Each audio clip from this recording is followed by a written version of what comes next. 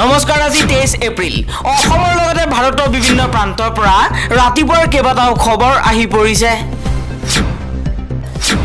এই মুহূৰ্তত জনাইছো এটা গুৰুত্বপূৰ্ণ খবৰ নিৰ্বাচন আহিলেই সন্মান বাঢ়ে সংখ্যালঘু মুছলমান লোকৰ কি বিজেপি কি কংগ্ৰেছ কি এআইইউডিএফ কোনো এটা দলে মুছলমানৰ বাবে একো কৰা নাই অসমৰ মুছলমানক প্ৰতিটো দলেই ব্যৱহাৰ কৰে পৰৱৰ্তী খবৰ পশ্চিমবঙ্গই নামানে কা এনআৰসি তাই জেনে ৰাখবেন এনআৰসি বলেছি কৰতে দেব না তো দেব না গণতন্ত্ৰত ৰাইজেই ৰজা বুলি মন্তব্য কৰিছে পশ্চিমবংগৰ মুখ্যমন্ত্ৰী মমতা বেনাৰ্জীয়ে লগতে মমতা বেনাৰ্জীয়ে বিজেপি চৰকাৰক প্ৰধানমন্ত্ৰী নৰেন্দ্ৰ মোদীকো কঠোৰ হুংকাৰ দিছে মমতা বেনাৰ্জীয়ে কৈছে কোটিপতিৰ ভোটৰ যিমান দাম এগৰাকী ৰিক্সাওয়ালা ঠেলাওয়ালাৰ ভোটৰো সমান দাম আর গণতন্ত্রে রাজা নয় প্রজার দাম বেশি একটা কোটিপতি লোকেরও যা ভোটের দাম একটা গরিব রিক্সাওয়ালার তাই ভোটের দাম এটা মাথায় রাখবেন বিজেপিয়ে কি করে দেখা যাব কোনেও যাতে ভয় নকৰে পশ্চিমবংগৰ জনসাধাৰণক লৈ এই মন্তব্য কৰিছে মমতা বেনাৰ্জীয়ে কে করতে দেব না বলেছি দেব না তো দেব না দেখবো কত ক্ষমতা আছে বিজেপি পৰৱৰ্তী খবৰ প্ৰথম পৰ্যায়ৰ নিৰ্বাচনৰ পৰাজয়ৰ উমান পাই প্ৰধানমন্ত্ৰী নৰেন্দ্ৰ মোদীয়ে এইবাৰ হিন্দু মুছলমানৰ সাম্প্ৰদায়িক কাৰ্ডখনৰ আশ্ৰয় লৈছে ইমান মুকলিকৈ নিৰ্বাচনত সাম্প্ৰদায়িক কথা কোৱা নৰেন্দ্ৰ মোদীয়ে প্ৰথম প্ৰধানমন্ত্ৰী যোনে সাম্প্ৰদায়িক মন্তব্য কৰিছে কংগ্ৰেছক আক্ৰমণ কৰিবলৈ গৈ গোটাক মিছা কথাৰে সাম্প্ৰদায়িক খেলখন খেলিবলৈ আৰম্ভ কৰিলে কিন্তু ভাৰতৰ জনসাধাৰণ এতিয়া সজাগ হৈছে বিজেপিৰ এই ফাণ্ডত আৰু ভৰি নিদিয়ে এবাৰ প্ৰধানমন্ত্ৰী নৰেন্দ্ৰ মোদীৰ হিন্দু মুছলমানৰ ৰাজনৈতিক সাম্প্ৰদায়িক ৰাজনীতিক লৈ এই মন্তব্য কৰিছে অজিত কুমাৰ ভূঞাই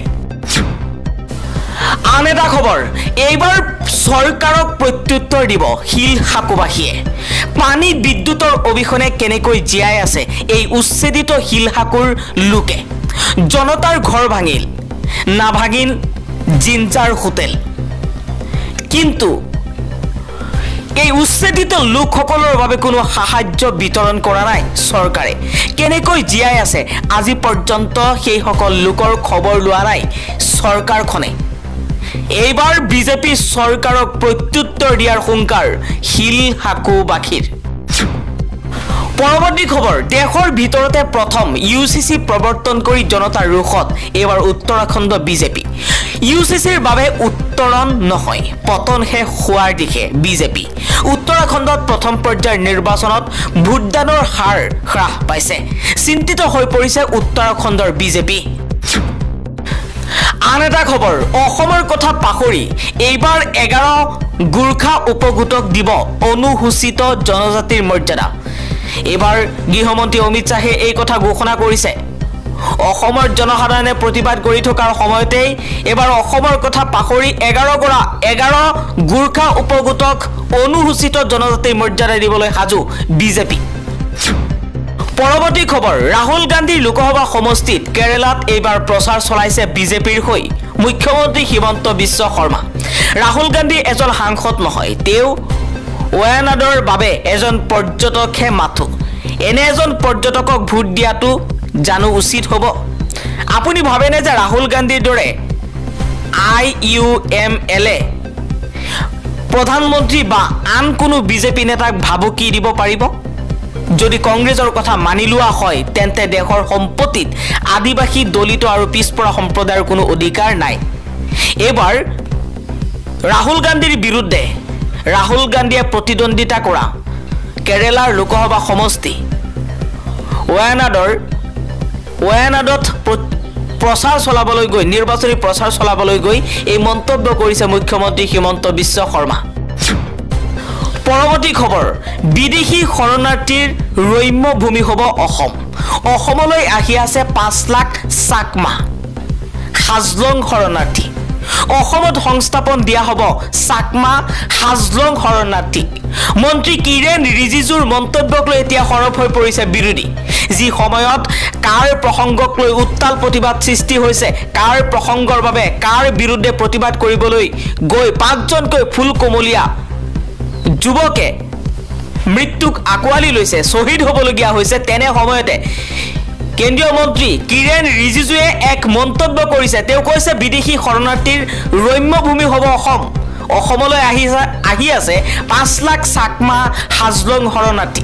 অসমতেই সংস্থাপন দিয়া হ'ব এই চাকমা হাজলং শৰণাৰ্থীসকলক। পৰৱৰ্তী খবৰ, অৰুণাচল প্ৰদেশৰ 8টা ভোটত পুনৰ হ'ব ভোটগ্ৰহণ। এই ঘোষণা কৰিছে নিৰ্বাচন আয়োগে। দেওবাৰে নিৰ্বাচন আয়োগে মণিপুৰৰ 11টা ভোটত পুনৰ নিৰ্বাচনৰ নিৰ্দেশনা দিয়ে। সোমবাৰে উত্তৰ পূবৰ আন এখন ৰাজ্য অৰুণাচলৰ 8টা ভোটত পুনৰ ভোটগ্ৰহণৰ নিৰ্দেশনা দিয়া হয়। অৰুণাচলৰ মুখ্য নিৰ্বাচনী বিষয়া লাইকেন কয়ুৱে সোমবাৰে কৈছে যে অহা 24 এপ্ৰিল পুৱা 6 বজাৰ পৰা বিয়লি 2 বজালৈ সেই ভোটসমূহত পুনৰ হ'ব ভোটগ্ৰহণ। ইতিমধ্যে ৰাজ্যৰ 60খন বিধানসভাৰ ভিতৰত 7খন বিনা প্ৰতিদ্বন্দ্বিতাত জয়ী হৈছে শাসকীয় দল বিজেপি। 2014 চনৰ বিধানসভা নিৰ্বাচনত জয়লাভ কৰি অৰুণাচলত কংগ্ৰেছে চৰকাৰ গঠন কৰিছিল যদিও পিছত মুখ্যমন্ত্ৰী প্ৰেমা খাণ্ডুৱে কেইবাজনো বিধায়কৰ সৈতে বিজেপিত যোগদান কৰি চৰকাৰ গঠন কৰিছিল।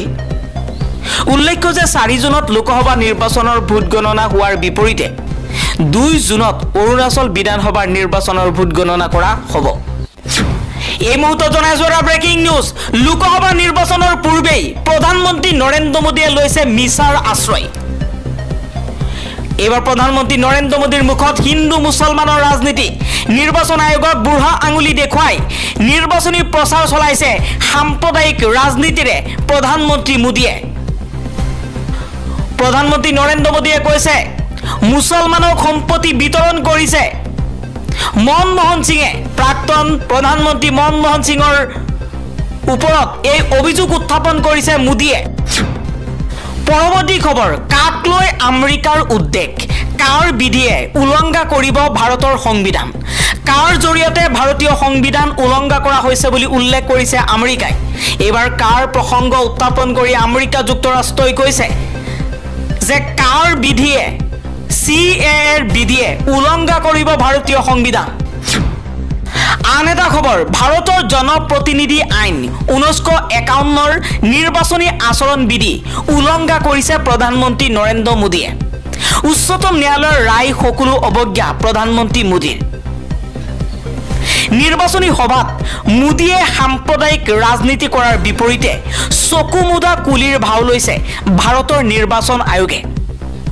প্ৰধানমন্ত্ৰী নৰেন্দ্ৰ মোদীৰ বিৰুদ্ধে কোনো একশ্যন ল'বলৈ সাহস নাই নিৰ্বাচন আয়োগৰ। আমি সততে কওঁ নিৰ্বাচন আয়োগ নিৰপেক্ষ, কিন্তু এইবাৰ প্ৰধানমন্ত্ৰী নৰেন্দ্ৰ মোদীয়ে মুকলিকৈ হিন্দু মুছলমানৰ সাম্প্ৰদায়িক ৰাজনীতি কৰিছে। কিন্তু ইয়াৰ পাছতো আইন উলংঘা কৰাৰ পাছতো এজন জনপ্ৰতিনিধিয়ে কোনো ৰাজহুৱা মিটিঙত ৰাজহুৱা সভাত সাম্প্ৰদায়িক মন্তব্য কৰিব নোৱাৰিব, হিন্দু মুছলমানৰ মন্তব্য কৰিব নোৱাৰিব। কিন্তু ভাৰতৰ জনপ্ৰতিনিধি আইন 1951 চনৰ যি আচৰণ বিধিৰ কথা উল্লেখ কৰা হৈছে এই আইনখনত, সেই আইন উলংঘা কৰাৰ পাছতো প্ৰধানমন্ত্ৰী মোদীৰ বিৰুদ্ধে এটা মাত নামাতিলে নিৰ্বাচন আয়োগে। নিৰ্বাচন আয়োগে চকু মুদা কুলিৰ ভাও লৈছে।